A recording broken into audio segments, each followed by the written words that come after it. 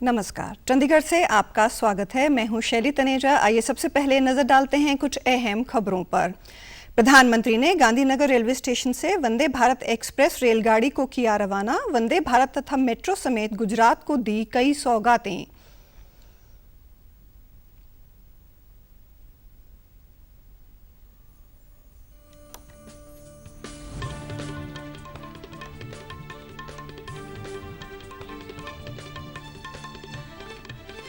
पंजाब के राज्यपाल तथा चंडीगढ़ के प्रशासक की ओर से चंडीगढ़ नगर निगम के सभी कर्मचारियों के लिए दुर्घटना एवं विकलांगता बीमा कवर की शुरुआत। और हरियाणा सरकार ने राज्य में पोस्ट हार्वेस्ट मैनेजमेंट और कोल्ड चेन उत्कृष्टता केंद्र स्थापित करने के संबंध में बर्मिंघम विश्वविद्यालय के साथ समझौते ज्ञापन पर किए हस्ताक्षर।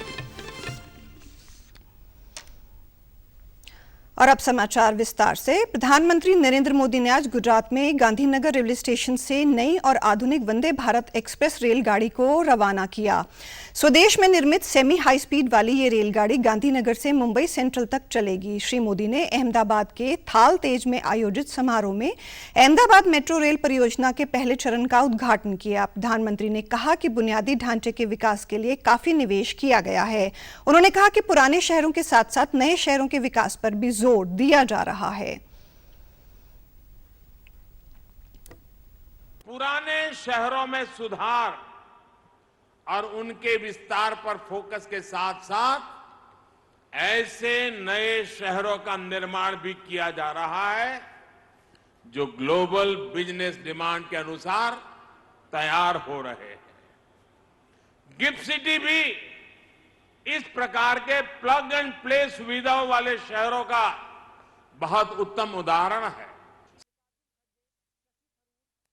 श्री मोदी ने गांधीनगर से कालूपुर रेलवे स्टेशन तक रेल की सवारी की। इसके बाद उन्होंने कालूपुर स्टेशन से दूरदर्शन केंद्र मेट्रो स्टेशन तक मेट्रो रेल में सफर किया। अहमदाबाद मेट्रो परियोजना के पहले चरण में 21 किलोमीटर पूर्व पश्चिम गलियारा और 19 किलोमीटर उत्तर दक्षिण गलियारा शामिल है, जिसके निर्माण पर करीब 12,000 करोड़ रुपए की लागत आई है।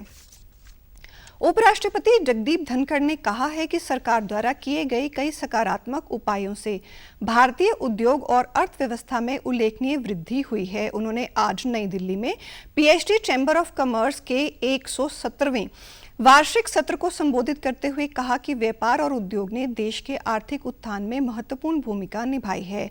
श्री धनखड़ ने कहा कि भारत इस समय विश्व की 5वीं सबसे बड़ी अर्थव्यवस्था है और इस दशक के अंत तक 3 बड़ी अर्थव्यवस्थाओं में से एक बनने की ओर अग्रसर है। उपराष्ट्रपति ने कहा कि सूक्ष्म, लघु और मध्यम उद्यम एमएसएमई के कारण उद्यमशीलता की संस्कृति देश के दूरदराज क्षेत्रों में निरंतर लगातार मजबूत हो रही है। उन्होंने कहा कि चालू वित्त वर्ष के पहले 6 महीनों के दौरान लगभग 2 करोड़ छोटे उद्यमों को 1,40,000 करोड़ रुपए के मुद्रा ऋण की मंजूरी दी गई है।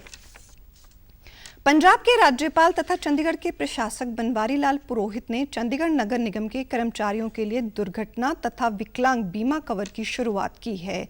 इस योजना के अंतर्गत दुर्घटना में मृत्यु या पूरी तरह विकलांगता की स्थिति में बीमा कवर लेने वाले कर्मचारियों के परिवारों को 40 लाख रुपए दिए जाएंगे। पंजाब एंड सिंध बैंक के सहयोग से नगर निगम के कर्मचारियों के लिए इस मेगा लाभार्थी योजना को शुरू करने के अवसर पर सांसद किरण खेर, चंडीगढ़ की मेयर सरबजीत कौर, प्रशासक के सलाहकार धर्मपाल सहित कई अन्य वरिष्ठ अधिकारी व कई पार्षद भी उपस्थित थे। राज्यपाल ने कहा कि नगर निगम में काम कर रहे लगभग 10,000 से अधिक कर्मचारियों व उनके परिवारों को संपूर्ण बीमा कवरेज देने का ये लक्ष्य एक सराहनीय प्रयास है। पंजाब सिंध बैंक की स्कीम हमारे मित्ता की, महापौर जी की, कारपोरेटर के सारे लोगों ने अच्छी स्कीम लाया है। अब ये स्कीम से कम ये तो चिंता नहीं है कि हमारी कभी को खुदा न खास्ता कोई कारण से हमारी आँख बंद होगी तो हमारा परिवार देखने वाला कोई है या नहीं है, उसकी चिंता करने की कम से कम बहुत बड़ी फिक्र रहती है ना। भाई हमारे बाद में क्या, कल को कुछ हो गया तो मेरा परिवार का क्या है, वो फिक्र मिट गई सबकी। ये बहुत बड़ा काम है। उन्होंने पंजाब एंड सिंध बैंक को भी इस प्रयास के लिए बधाई देते हुए कहा कि ये बीमा कवर सभी कर्मचारियों के लिए है। आमतौर पर मजदूरों व विशेषकर समाज के गरीब, वंचित, पिछड़े वर्गों के हितों की रक्षा व सुरक्षा करना हमारी जिम्मेदारी है। सांसद किरण खेर ने कहा कि इस बीमा कवर से कर्मचारियों तथा उनके परिवारों को बड़ी राहत मिलेगी।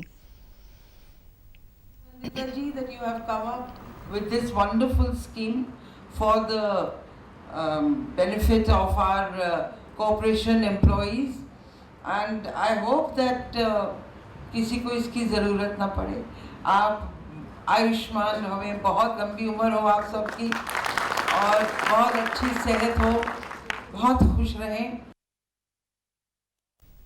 किरण खेर ने कहा कि बैंक ने नगर निगम के कर्मचारियों को जो मेगा कवर दिया है, ये सभी के लिए खुशी की बात है। मेयर ने अपने संबोधन में बताया कि ये योजना नगर निगम ने विभिन्न विंगों में काम कर रहे अपने 10,500 कर्मचारियों के लिए शुरू की है, जिसमें 925 कर्मचारी घर घर कूड़ा करकट इकट्ठा करने वाले, 543 दिहाड़ीदार, 76 ठेके पर आधारित, 5272 आउटसोर्स के साथ साथ लाइंस फर्म के 1100 सफाई कर्मचारी हैं। प्रशासक के सलाहकार धर्मपाल ने कहा कि नगर निगम की ओर से कर्मचारियों के कल्याण के लिए उठाया गया ये कदम देश भर में अपनी तरह का पहला प्रयास है, जिससे न सिर्फ दुर्घटना या विकलांगता का बीमा कवर होगा, बल्कि मृतक कर्मचारियों के बच्चों की शिक्षा के साथ साथ देखभाल सहित कई अन्य सेवाएं भी मुहैया करवाई जाएंगी।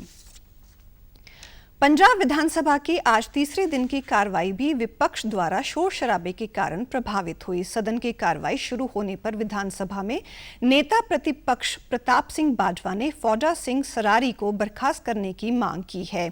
इस मुद्दे पर कल भी सदन में खूब हंगामा हुआ। मुख्यमंत्री भगवंत मान की ओर से विजिलेंस कमीशन रिपेल बिल 2022 पेश करते ही कांग्रेस के विधायक सदन के बीच में आ गए। वे खूब शोर शराबा हुआ। सत्ता पक्ष तथा विपक्ष के कई मुद्दों पर शोर शराबा हुआ। इस शोर शराबे के बीच मुख्यमंत्री द्वारा पेश विजिलेंस कमीशन रिपेल बिल 2022 को ध्वनि मत से मंजूरी दे दी गई।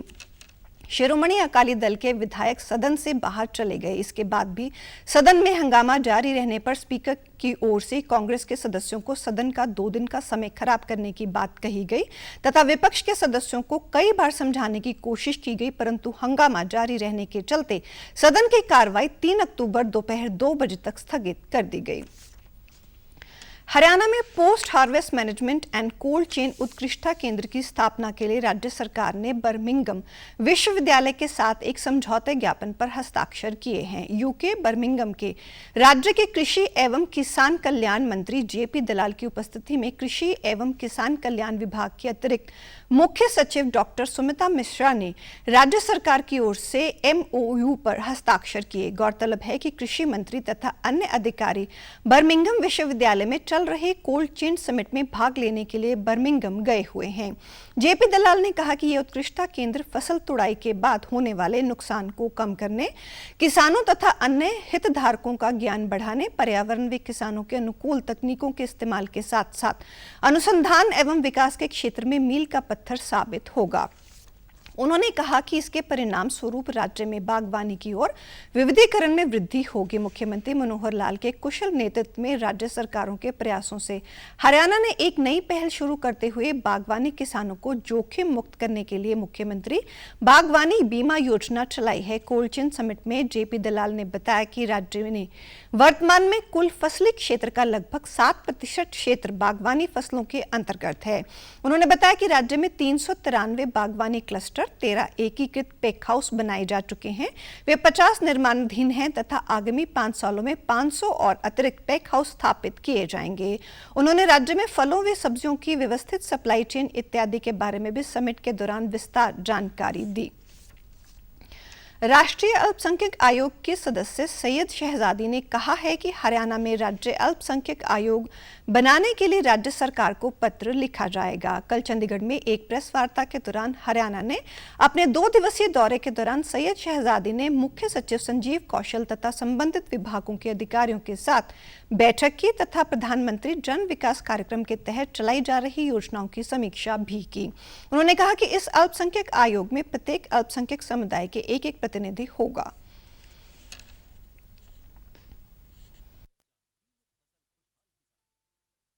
जो जो प्रधानमंत्री जन विकास कार्यक्रम है, इसका मेन उद्देश्य है जो माइनॉरिटियों को पॉइंट ऑफ व्यू में रखकर उनका सिचुएशन, इंफ्रास्ट्रक्चर और एम्प्लॉयमेंट, एजुकेशन, इन सब मुद्दों को रखे हुए